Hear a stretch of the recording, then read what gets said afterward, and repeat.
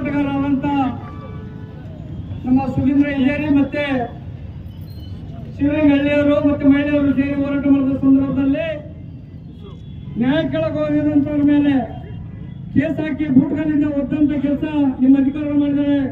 ಅಧಿಕಾರಿಗಳೇ ದಯವಿಟ್ಟು ಕೂಡಲೇ ಅವ್ರನ್ನ ಸಸ್ಪೆಂಡ್ ಮಾಡಬೇಕು ಮತ್ತೆ ಮಾರಾಟ ಇಡೀ ತಾಲೂಕಲ್ಲಿ ಬಂದಾಗಬೇಕು. ಇಲ್ಲಾಂದ್ರೆ ನಮ್ಮ ಕಣ್ತಾನೆ ಇಡೀ ಹೋರಾಟಗಾರೆಲ್ಲ ಸೇರಿ ನಾವು ತಕ್ಕ ಪಾಠ ಕೆಲಸ ನಾವು ಕೆಲಸ ಮಾಡ್ತೀವಿ. ನಾಳೆ ಮುಂದಿನಲ್ಲೇ ನಿಮ್ಗೆ ಡ್ಯೂಟಿ ಮಾಡಕ್ ಬಿಡಲ್ಲ.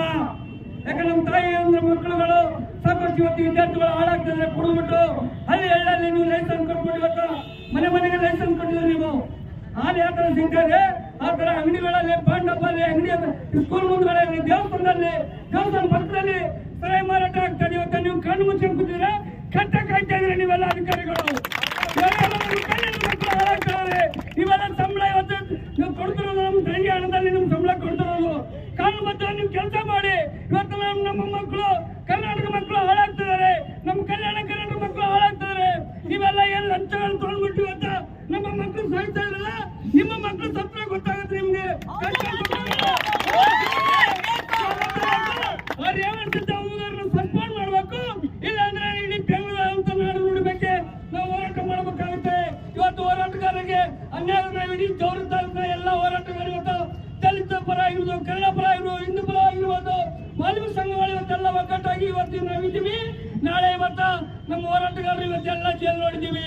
ನನ್ನ 48 ಕೇಸ್ ಇದೆ, 14 ಸಲ ಜೈಲ್ ಹೋಗಿದ್ರಿ, 2 ಕಡೆ ರೌಡಿ ಲಿಸ್ಟ್ ಇದೆ, ಇನ್ನ 100 ಕೇಸ್ ಆಗಿ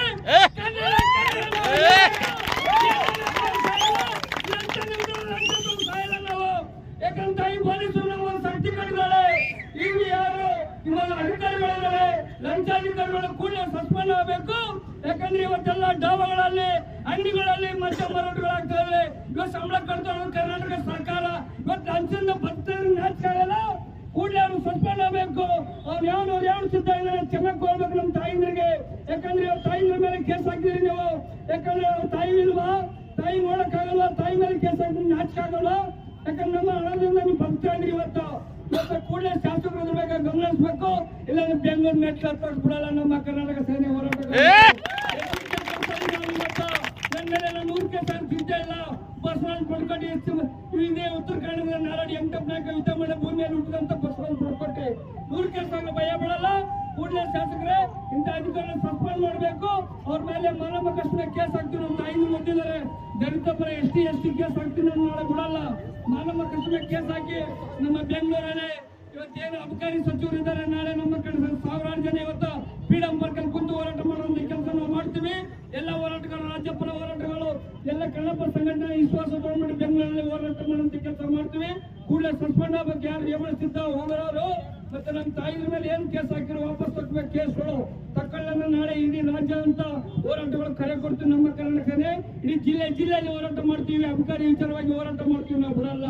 ಇವತ್ತು ಕೂಡಲೇ ನಾವು ಹೇಳ್ತಾ ಇದ್ವಿ, ಎಚ್ಚರಿಕೆ ಕೊಡ್ತಾ ಇದ್ವಿ.